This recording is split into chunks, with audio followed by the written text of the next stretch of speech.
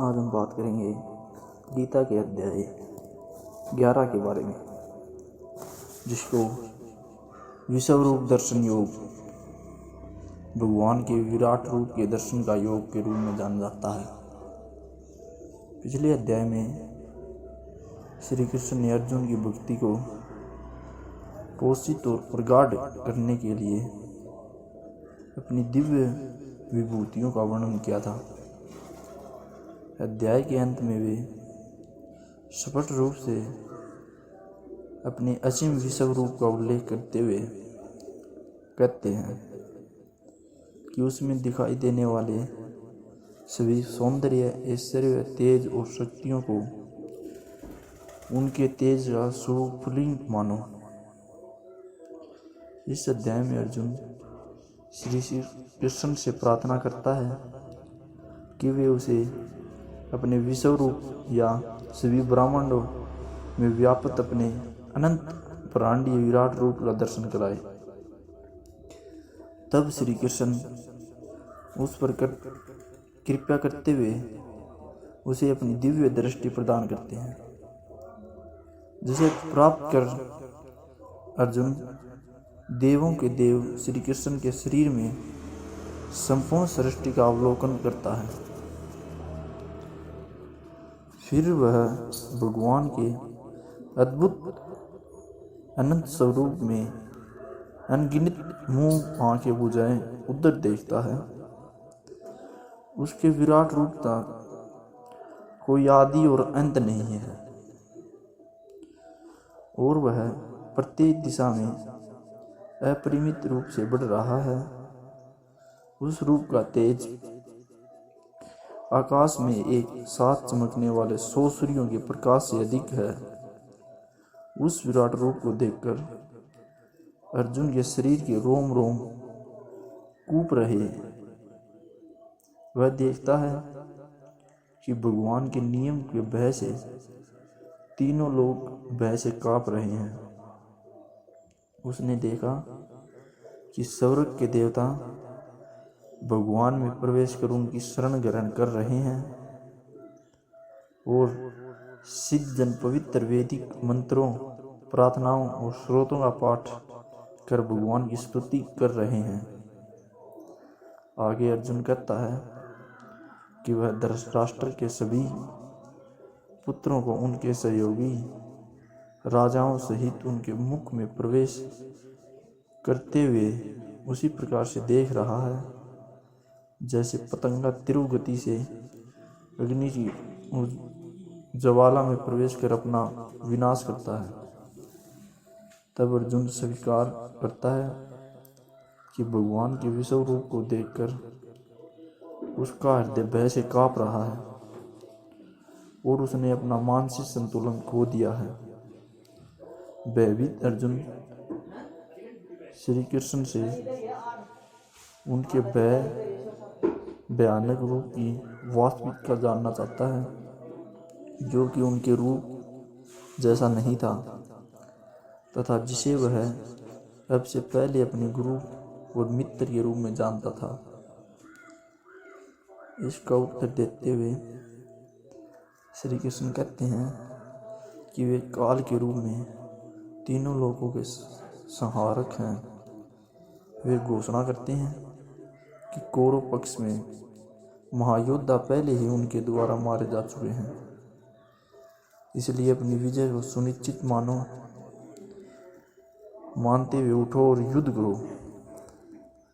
इसकी प्रतिक्रिया में अर्जुन अदम्य साहस और अतुल्य शक्ति से संपन्न भगवान के रूप में उनकी प्रशंसा करते हैं और पुनः उनकी वंदना करते हैं। वह कहता है कि यदि दीर्घकालीन मित्र के दौरान श्री कृष्ण को केवल मानव के रूप में देखने के कारण उपेक्षित भाव से भूलवश उससे उनके प्रति कोई अपराध हो गया हो तो वे उसे क्षमा कर दें।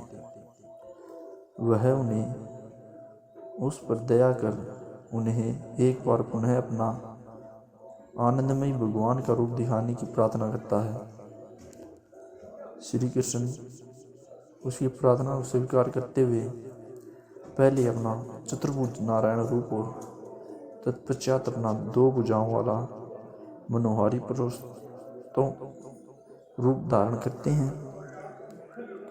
वे अर्जुन को बताते हैं कि अर्जुन भगवान के जिस विश्व रूप को देख चुका है उसका दर्शन करना अत्यंत कठिन है। वेदों के अध्ययन करने से उनके साकार रूप को देखा नहीं जा सकता। उनके साकार रूप को न तो वेदों के अध्ययन द्वारा और न ही तपस्या, दान या अग्निहोत्र यज्ञों द्वारा देखा जा सकता है। लेकिन अर्जुन, मैं जिस रूप में तुम्हारे समक्ष खड़ा हूँ उसे केवल विशुद्ध और अनन्य भक्ति से देखा जा सकता है और उसमें एकत्रित हुआ जा सकता है। अर्जुन ने कहा, मुझ पर करुणा कर आप द्वारा प्रकट किए गए परम गुहा आध्यात्मिक ज्ञान को सुनकर अब मेरा मोह दूर हो गया है। मैंने आपसे सभी प्राणियों की उत्पत्ति और संहार के संबंध में विस्तार से सुना है। हे कमल नयन, मैंने आपकी अविनाशी महिमा भी जाना है। हे परमेश्वर, तुम वास्तव में ही हो जिसका आपने मेरे समक्ष वर्णन किया है। किंतु हे परम पुरुषोत्तम, मैं आपके विराट रूप को देखने का इच्छुक हूँ। सभी अप्रकट शक्ति के स्वामी हे भगवान, यदि आप यह सोचते हैं कि मैं इसे देखने में समर्थ हूँ, तब मुझे अपना अविनाशी विराट रूप दिखाने की कृपा करें। परमेश्वर ने कहा, हे पार्थ, अब तुम मेरे सैकड़ों और हजारों अद्भुत दिव्य रूपों को विभिन्न आकारों और बहुरंगी रूपों में देखो। हे भरतवंशी, लो अब आदित्य के पुत्रों, वसुओं, रुद्रों, अवसनीनों, कुमारों और उसी प्रकार से मरुतों और पहले कभी न प्रकट हुए अन्य आश्चर्यों को मुझ में देखो। हे अर्जुन, सभी चर और अचर सहित समस्त ब्रह्मांडों को एक साथ मेरे विश्व रूप में देखो। इसके अतिरिक्त तुम कुछ और भी देखना चाहो तो वह सब मेरे विश्वव्यापी रूप में देखो, परंतु तुम अपनी आंखों से मेरे दिव्य ब्रह्मांडीय स्वरूप को नहीं देख सकते हो। इसलिए मैं तुम्हें दिव्य दृष्टि प्रदान करता हूँ। अब मेरी दिव्य विभूतियों को देखो। संजय ने कहा, हे राजन, इस प्रकार से कहकर योग के स्वामी महायोगेश्वर श्री कृष्ण ने अर्जुन को दिव्य विश्व रूप दिखाया। अर्जुन ने भगवान के दिव्य विराट रूप में असंख्य मुख और आंखों को देखा। उनका रूप अनेक दिव्य आभूषण से अलंकृत था और कई प्रकार के दिव्य शास्त्रों को उठाए वह था। उन्होंने उस शरीर पर अनेक मालाएं और वस्त्र धारण किए हुए थे, जिस पर कई प्रकार की दिव्य मधुर सुगंधियां लगी हुई थी। वह स्वयं को आश्चर्य में और अनंत भगवान के रूप में प्रकट कर रहे थे, जिनका मुख सर्वव्यापक था। यदि आकाश में हजारों सूर्य एक साथ उदय होते हैं तो भी उनका सबका प्रकाश भगवान के दिव्य तेजस्वी रूप की समानता नहीं कर सकता। अर्जुन ने देवों के देव के उस दिव्य शरीर में एक स्थान पर स्थित समस्त ब्रह्मांडों को देखा। विश्व रूप दर्शन योग तब आश्चर्य में डूबे। अर्जुन के शरीर के रोंगटे खड़े हो गए और वह मस्तक को झुकाए भगवान के समक्ष हाथ जोड़कर इस प्रकार प्रार्थना करने लगे। अर्जुन ने कहा, मैंने आपके शरीर में सभी देवताओं और विभिन्न प्रकार के जीवों को देखा। मैंने वहाँ कमल पर आसीन ब्रह्मा और शिव तथा सभी ऋषियों और स्वर्ग के सर्पों को देखा। मैं सभी दिशाओं में अनगिनत भुजाएं, उदर, मुंह और आंखों के साथ आपसे सर्वत्र फैले हुए अनंत रूप को देखता हूँ। हे ब्रह्मांड के स्वामी, आपका रूप आप में अनंत है। मुझे आप में कोई आरंभ, मध्य और अंत नहीं दिखता।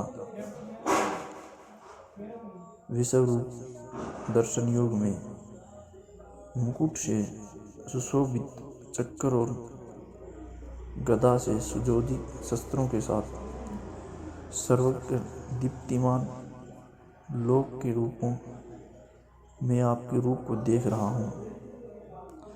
इस चमचमाती अग्नि में आपके तेज को देख पाना कठिन है, जो सभी दिशाओं से प्रस्फुटित होने वाले सूर्य के प्रकाश की भांति है।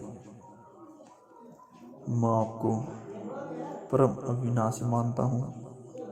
आप ही धार्मिक ग्रंथों द्वारा ज्ञात होने वाले परम सत्य हो। आप समस्त सृष्टि के परम आधार हो और सनातन धर्म के नित्य पालक और रक्षक हो और अविनाशी परम प्रभु हो। आप आदि, मध्य और अंत से रहित हैं और आपकी शक्तियों का कोई अंत नहीं है। सूर्य और चंद्रमा आपके नेत्र हैं और अग्नि आपके मुख के तेज के समान है और मैं आपके तेज से समस्त ब्रह्मांड को जलते देख रहा हूँ। हे सभी जीवों के परम स्वामी, सौरव और पृथ्वी के बीच के शतान और सभी दिशाओं के बीच आप अकेले ही व्याप्त हैं। मैंने देखा कि आपके अद्भुत और भयानक रूप को देखकर तीनों लोग भय से कांप रहे हैं। स्वर्ग के सभी देवता आप में प्रवेश होकर आपकी शरण ग्रहण कर रहे हैं।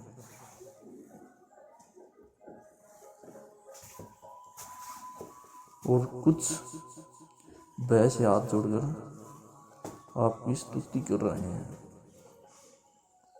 महर्षि और सिद्धजन पवित्र स्तोत्रों का पाठ कर और अनेक प्रार्थनाओं के साथ आपकी स्तुति कर रहे हैं।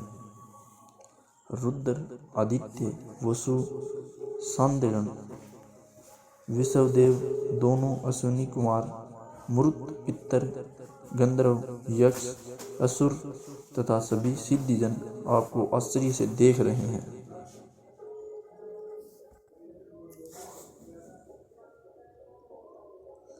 हे सर्वशक्तिमान भगवान, अनेक मुख, नेत्र, भुजा, जांघें, पांव, पेट तथा भयानक दांतों सहित आपके विकराल रूप को देखकर समस्त लोग भय से शस्त्र है और उसी प्रकार मैं भी। हे विष्णु भगवान, आकाश को स्पर्श करते हुए बहुरंगों दीप्तिमान मुख फैलाए और चमकती हुई असंख्यक आँखों से युक्त आपके रूप को देखकर मेरा हृदय भय से काँप रहा है और मैंने आपका सारा धैर्य और मानसिक संतुलन खो दिया है। प्रलय के समय की प्रचंड अग्नि के सदृश तुम्हारे अनेक मुखों के विकराल दांतों को देखकर मैं भूल गया हूँ कि मैं कहाँ हूँ और मुझे कहाँ जाना है। हे देवेश, आप ब्रह्मांड और के आश्चर्यदाता हैं, कृपया मुझ पर करुणा करो। मैं धृतराष्ट्र के सभी पुत्रों को उनके सहयोगी राजाओं और भीष्म, द्रोणाचार्य, कर्ण तथा पक्ष से सेना नायकों सहित आपके विकराल मुख में प्रवेश करता देख रहा हूँ। इनमें से कुछ के सिर को मैं आपके विकराल दांतों के बीच पिसता हुआ देख रहा हूँ। जिस प्रकार से नदियों की कई लहरें समुद्र में प्रवेश करती हैं, उसी प्रकार से ये सब महायोद्धा आपके दगते मुंह में प्रवेश कर रहे हैं। जिस प्रकार से पतंगा तिरुगति से अग्नि में प्रवेश कर जलकर भस्म हो जाता है, उसी प्रकार ये सेनाएं अपने विनाश के लिए तिरुगति से आपके मुख में प्रवेश कर रही हैं।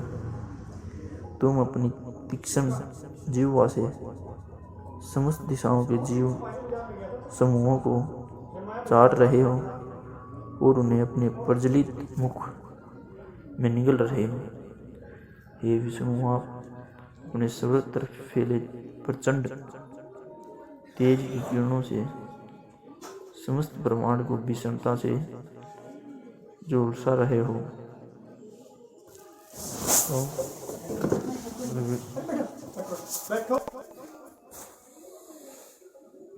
हे देवेश, कृपया मुझे बताएं कि अति अर्घ रूप में आप कौन हैं। मैं आपको प्रणाम करता हूँ, कृपया मुझ पर करुणा करें। आप समस्त सृष्टियों से पूर्व आदि भगवान हैं। मैं आपको जानता हूँ और मैं आपकी प्रकृति और प्रयोजन को नहीं समझ पा रहा हूँ। परम प्रभु कहा, मैं प्रलय का मूल कारण और महाकाल हूँ, जो जगत का संहार करने के लिए आता है। तुम्हारे युद्ध में भाग लेने के बिना भी युद्ध की वही रचना में खड़े विरोधी पक्ष से योद्धा मारे जाएंगे। इसलिए उठो, युद्ध करो और यश अर्जित करो। अपने शत्रुओं पर विजय पाकर समृद्ध राज्य का भोग करो। ये सब योद्धा पहले ही मारे जा चुके हैं। ये श्रेष्ठ धनुधर, तुम तो मेरे कार्य को संपन्न करने का केवल निमित्त मात्र हो। द्रोणाचार्य, भीष्म, जयद्रथ, कर्ण और अन्य महायोद्धा पहले ही मेरे द्वारा मारे जा चुके हैं। इसलिए बिना विषुबद्ध हुए इनका वध करो, केवल युद्ध करो और तुम अपने शत्रुओं पर विजय पाओ। संजय ने कहा, केशव के वचनों को सुनकर अर्जुन भय से कांपते हुए अपने दोनों हाथों को जोड़कर श्री कृष्ण को नमस्कार किया और अवरुद्ध स्वर में भयभीत होकर श्री कृष्ण से इस प्रकार कहा। अर्जुन ने कहा, हे हरिकेश, यह उचित है कि आपके नाम, श्रवण और यश गान से संसार हर्षित होता है। असुरगण आपसे भयभीत होकर सभी दिशाओं की ओर भागते रहते हैं और सिद्ध महात्माओं के समुदाय आपको नमस्कार करते हैं। हे सर्वश्रेष्ठ, आप ब्रह्मा से सर्वश्रेष्ठ और आदि श्रेष्ठ हो, तब फिर वह आपको नमस्कार क्यों न करें। हे अनंत, हे देवेश, हे जगत के आश्चर्यदाता, आप सभी कारणों के कारण और अविनाशी हैं। आप व्यक्त और अव्यक्त से परे अविनाशी सत्य हैं।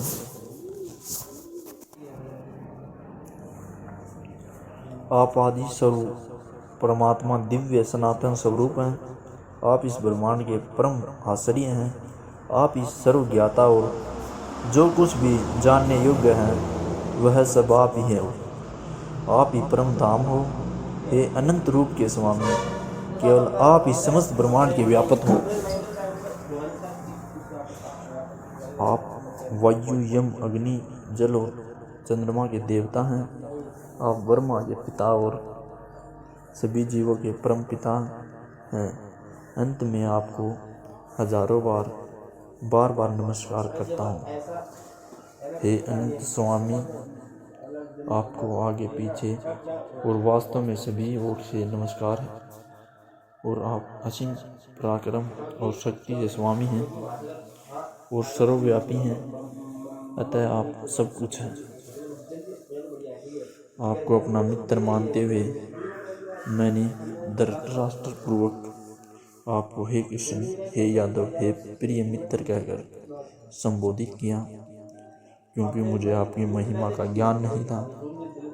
उपेक्षित भाव से और प्रेमवश होकर यदि उपवास करते हुए मैंने कई बार खेलते हुए, विश्राम करते हुए, बैठते हुए, खाते हुए, अकेले में या अन्य लोगों के समक्ष आपका केवल अनादर किया हो, तो उन सब अपराधों के लिए हे अंचित्य मैं आपके समक्ष यातना करता हूँ।